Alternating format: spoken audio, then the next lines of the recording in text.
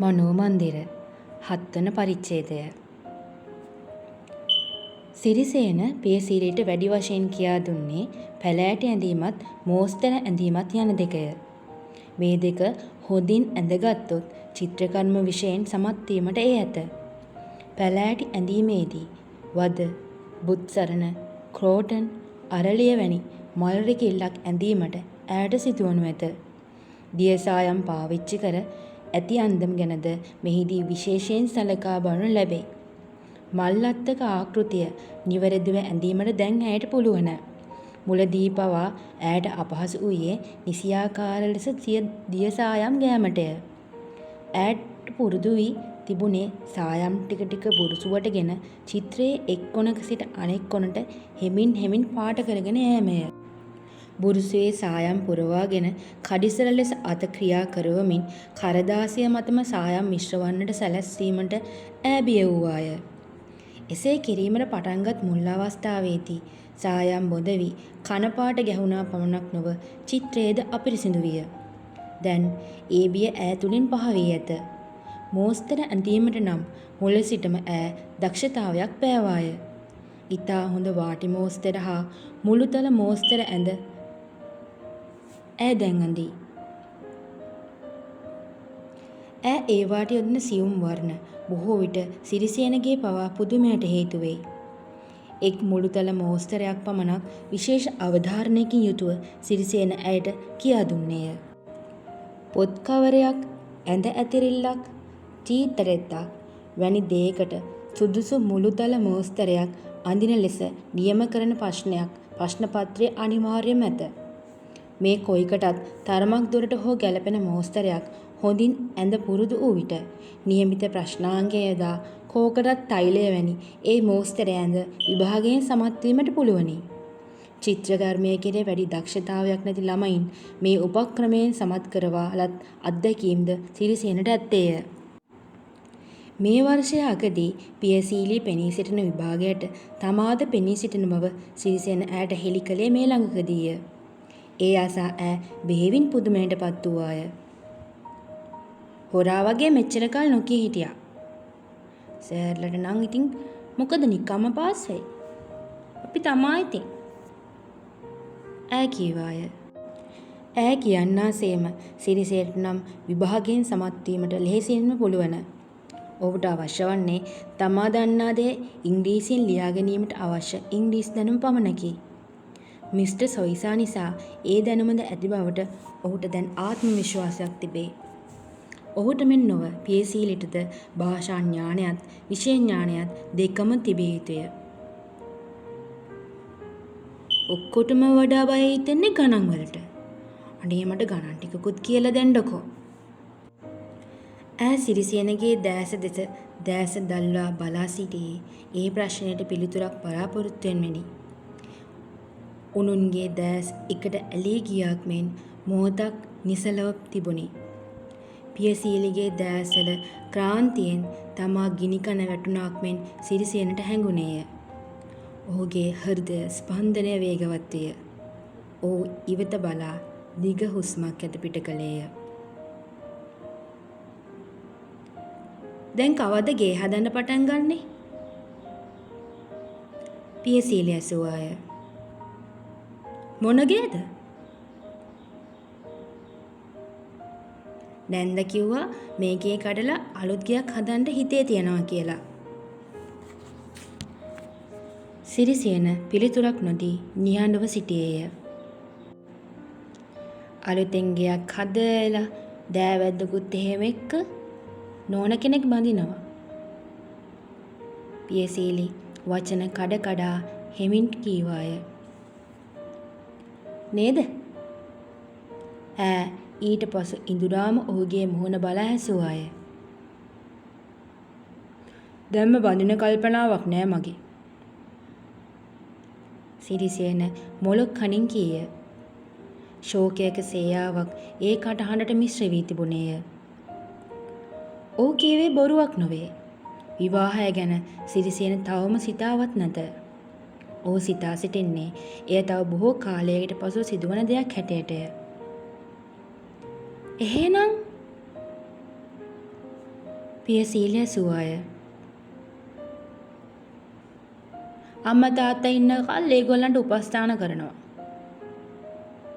සිරිසේන සතුටු මුහුණක් මවා ගනිමින් විහිළුවට කීය. ඊට පස්සේ වලට වැද තවුස්දම් රකිමි.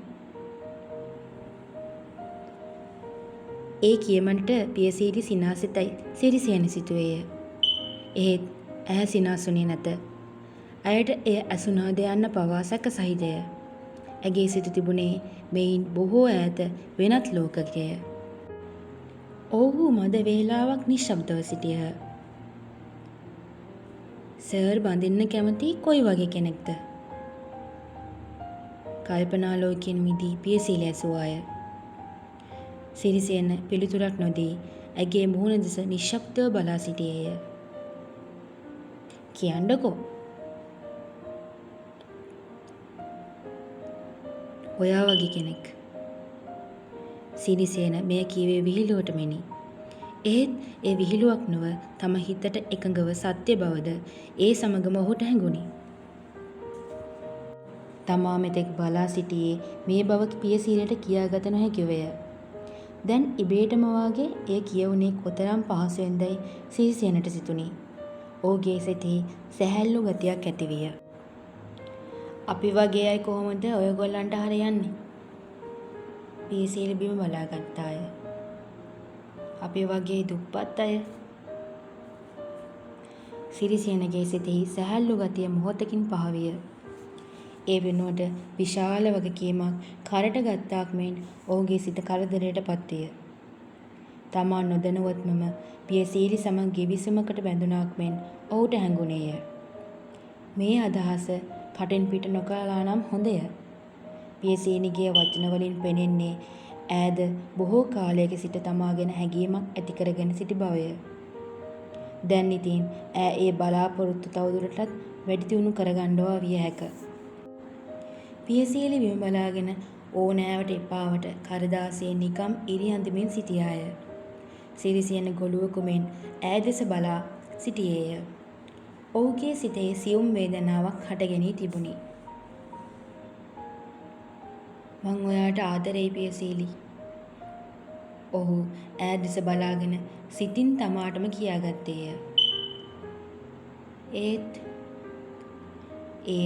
ඊට වැඩි දෙයක් තමාට හෝ කියා ගැනීමට ඔහුට නොතිබිණි. පියසීලි සමග ප්‍රේම සම්බන්ධයක් ඇතිකර ගැනීමට තමා බිය වන්නේ මන්ද? ඒ සඳහා ඇති බාධා මොනවාද? සිරිසේන මීට පෙර මේ ගැන ගැඹුරින් සිතා බලා නැත. එහෙත් ඒ බාධා ඡායා මාත්‍රයක් වශයෙන් ඔහුගේ සිතෙහි සටහන් වී තිබේ. පළමුවෙන්ම අම්මා, තාත්තා, පොඩි මාමා වැනි අය මේ ප්‍රේම සම්බන්ධයට විරුද්ධ වනු ඇත. දාවිත් සිඤ්ඤෝලාගේ ගමේ කිසි තත්ත්වයක් ඇති මිනිසු නොවෙති. ආරංචියේ හැටියට පියසීලිලාගේ පවුල ඊටත් වඩා දිනිඳුය. එබැවින් තමා පියසීලි විවාහ කරගන්නවාට ඔවුන් කිසිසේත් කැමති නොවනු ඇත. ඔවුන්ගේ අදහස පියසීලි කියන්නාක් මෙන් දෑවැද්දකුත් ඇතිව හොඳ තැනකින් තමාට විවාහයක් කර දීමය. පසුගිය දවසකුත් මොගුල් කපුවක පැපෙන අම්මා සමග මේ ගැන කතා කරනු සිරිසේනට රහසින් අසාගෙන සිටියේය. හොඳ වැදගත් මිනිස්සු හාමිනේ. මනමාලි ඉස්කෝලේ ගුරුවරියක්.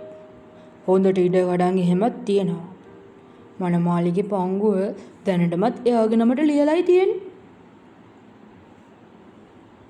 දැම්ම බෑ කරෝලෙස්. අම්මා ඔහු පිටත් කර හමින් කීවාය. මේගේ පිළිවෙලක් එහෙම කරගත්තට පස්සේ බලමුකෝ. අඩපාඩුවකට ඇත්තේගේ පමණය. ඒද අලුතින් සදාගත් පසු වඩා ලොකු දායාදයක් ඇතිව වඩා හොඳ තැනකින් විවාහයක් කර දීමට පුළුවන්. තමාගේ සිතෙහිද එවැනි විවාහයකට අකමැත්තක් නොමැති බව ලැජ්ජාවෙන් උවද පිළිගැනීමට සිරිසේනට සිදුවිය. අලුතෙන් ගයක් හදලා දෑවැද්දකුත් එහෙම එක්ක නෝන කෙනෙක් බඳිනවා නේද? පියසීලි මෙසේ කීවේ තමාටත් වඩා හොඳින් තම හිත වටහාගෙන නොවේදයි සිරිසේනට සිතුණි.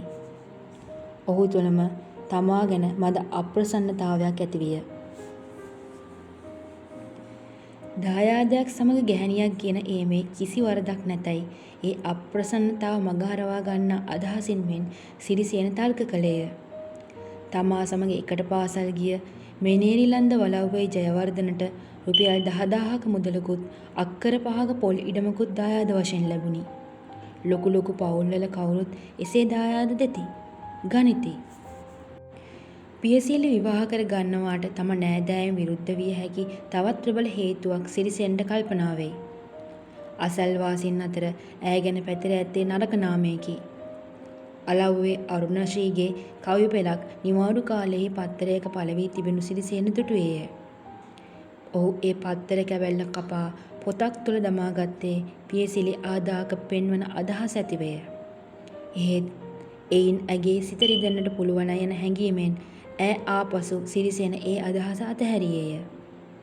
සමනලයෙකු මලක වසා රොන් ඉරූ බවත් මල පරවී ගියත් ඒ සුවඳ සමනලයාට තවමත් මතක ඇති බවත් ඌ ඒ කවි පෙළින් කියා තිබුණි. මේ මල පියසිරි විය හැකියයි සිරිසේන එදා සිතුවේය. ඒක එහෙමද? පියසිරිගෙන් අසන්නාක් මෙන් ඔහු ඇසිපිය නොහෙලා ඈ දෙස බලා සිටියේය. පියසිරි බිම බලාගත් වනම චිත්‍රය අඳී. චිත්‍රයෙන් අඩක් හෝ තවමත් ඇඳ ඉවර නැත. ඈ අඳින්නේ ඕනෑවට එපාවටය. සර්ට කවුරු හරි හොඳ නෝන කෙනෙක් හම්බ වෙයි. මද වේලාවකට පසු ඈ හිස ඔසවා සිනාසෙන්නට වෑයමක් දරමින් කීවාය. සිරිසේනගේ සිත කීරි ගැසී ගියාක් මෙන් විය.